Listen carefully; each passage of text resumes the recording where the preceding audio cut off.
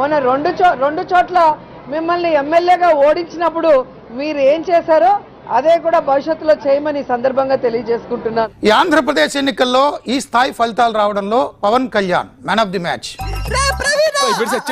పట్టుకొచ్చావురా దాన్ని, అది ఆడది కాదురా.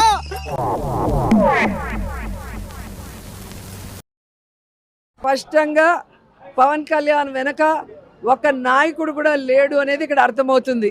పోటీ చేసింది 21, 2 పార్లమెంట్లు గెలిచింది 100%. చాలా సంతోషం అమ్మా. ఈరోజు మీ కారణంగా నా జీవితంలో ఎప్పటికీ చూడలేననుకున్నది ఒకటి చూశాను, వినలేననుకున్నది ఒకటి విన్నాను. నేను పవన్ కళ్యాణ్ ఛాలెంజ్ చేస్తున్నా, నీకు ఇప్పటికే 55 ఏళ్ళు వచ్చింది గాడిదకి వచ్చినట్టు. బాగా బరి తెగించావు. నీకెక్కలేదు, బరి తెగించింది. నేను ఏం చేస్తానో తెలుసా? ఏం చేస్తారు?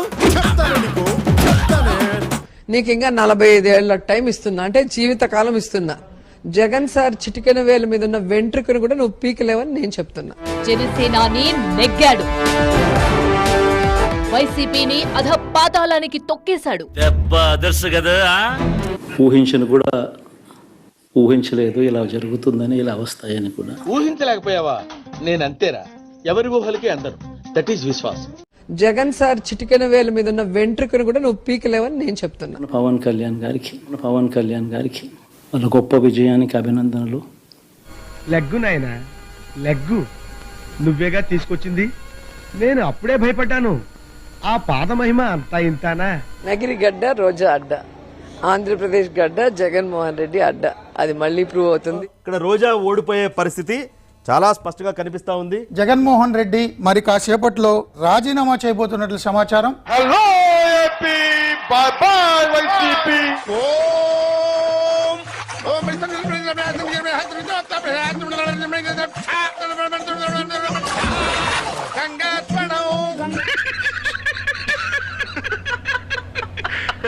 దాదాపుగా 12 లక్షలు మందికి సంవత్సరానికి మంచి జరిగిస్తూ ఆ పిల్లలు, ఆ తల్లుల అభిమానం ఏమైందో కూడా తెలియదు.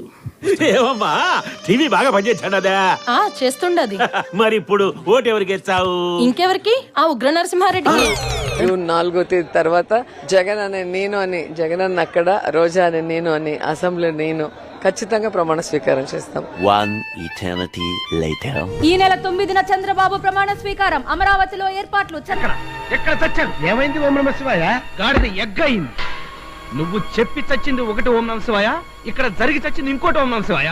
అవినీతిలో అరెస్ట్ అయిన ఒక యదవ కోసము నేను సపోర్ట్ చేస్తున్నానని ఒక దరిద్రుడు.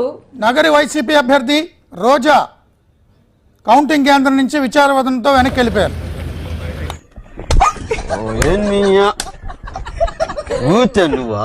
బయలుదేరితే ఆరతలు ఇచ్చి పంపిస్తారు.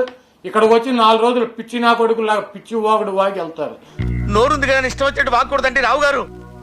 ఏమో ఎలా జరిగేది అలాగే జరుగుతుంది. కొడాలి నానికి పరాభవం. టీడీపీ నేత వెనిగండ్ల రాము గెలుపు. గుడివాడలో ఎగిరిన టీడీపీ జెండా. లేని నడక చూడు, తొంటి చేతిలుకు చూడరా, ఈ సీమకున్న శని నేటితో బదిలిపోయరా. కన్నో మిన్నో కానక అడ్డగోలుగా నోరు పారేసుకున్న రౌడీ లీడర్లు అడ్రస్ లేకుండా పోయారు.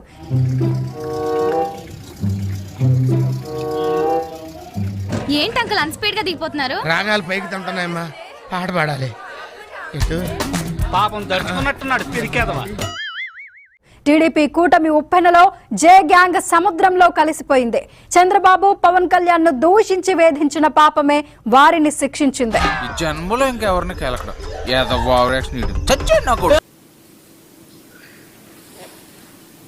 ఇంకెన్నాళ్ళు న్యాసోపులు చూస్తారు ప్రెసిడెంట్ గారు. ఒకసారి పైకి చూడండి, రంగస్థలానికి కొత్త జెండా వచ్చింది.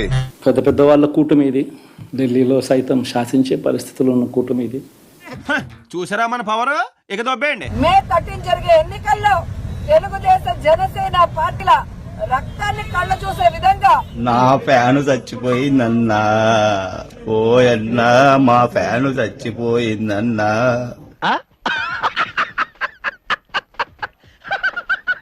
ప్రజలు వాళ్ళకి ఓట్లతో బుద్ధి చెప్పి ఆ పార్టీని ఈ రాష్ట్రం నుంచి తరిమి కొడతారు. 3 days later. ఓహో చూలు విప్పి దూకినది ఎల్లో సింహము దడుసుకొని ఉరుకుతది రౌడీ సంఘము. మాకంటే పండాలి ఫ్రెండ్స్, మీరన్నా బాగా వేసుకుంటే పండగ ఫ్రెండ్స్. 1 minute. ఆశీర్వదించండి మావయ్య.